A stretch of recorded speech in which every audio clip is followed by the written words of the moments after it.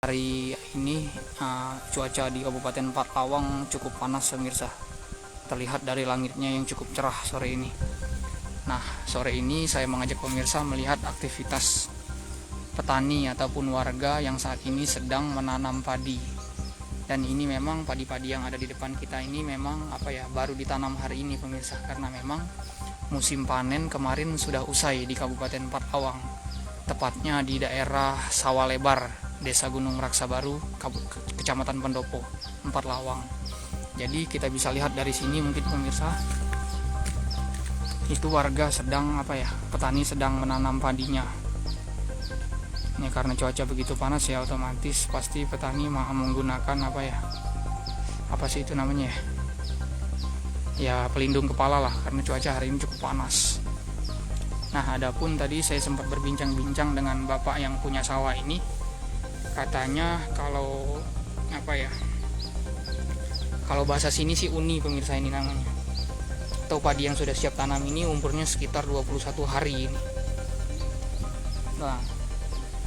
Benih benar, benih yang ditanam ini umurnya sekitar 21 hari dan diperkirakan mongko ngetam lo berapa lama kira-kira.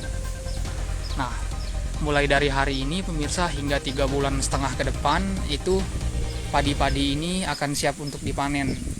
Jadi benar-benar berproses pemirsa dalam bertani sawah itu.